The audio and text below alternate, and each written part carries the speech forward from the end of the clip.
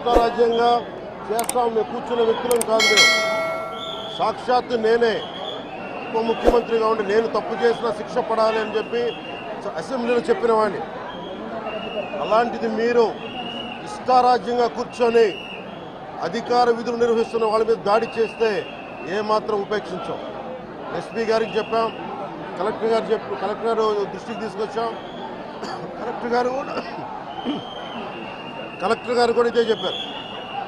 నిన్న కొట్టగానే వెంటనే ఆయన విజయవాడలో ఉంటే ఆయన దృష్టికి తీసుకొస్తే వెంటనే ఎస్ఐని కానిస్టేబుల్స్ని పంపించిన సమస్య సాగల.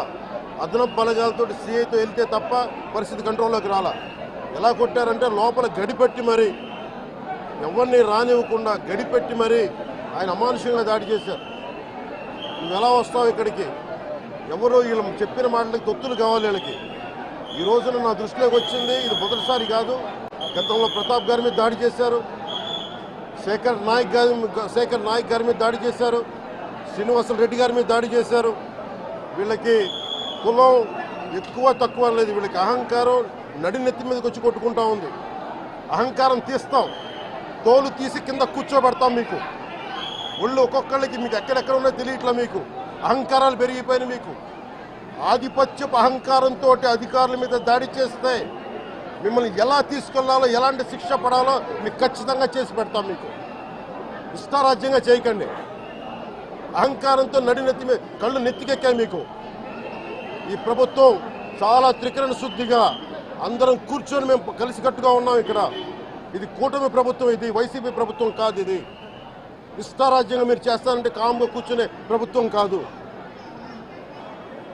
మీకు ఎలా చేస్తే, ఎలా నియంత్రిస్తే మీకు కిందకు వస్తారో మేము చేస్తాం. మీరు గాల్లో విహరిస్తూ ఉన్నారు. 11 సీట్లు వచ్చి ఇంకా గాల్లో విహరిస్తున్నారు. మొత్తం మీకు ఎలా కిందకి దించాలో మాకు బాగా తెలుసు, చేసి చూపిస్తాం.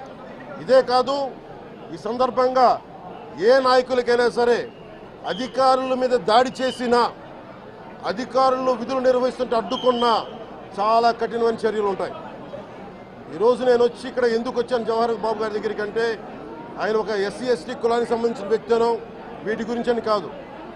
ఎవరైనా సరే ఇర్రెస్పెక్ట్ ఆఫ్ కాస్ట్ ఆధిపత్య ధోరణితోటి కనుక దాడి చేసి విధుల నిర్వహణకు అడ్డం వస్తే ఇది ఉపేక్షించే ప్రభుత్వం కాదు. ఎస్పీ గారికి కూడా చాలా స్పష్టంగా చెప్పాం. వారికి ఎవరైతే తప్పించుకొని తిరిగారు ఇంకో 9 మంది, వారిని కూడా పట్టుకోమని చెప్పాం.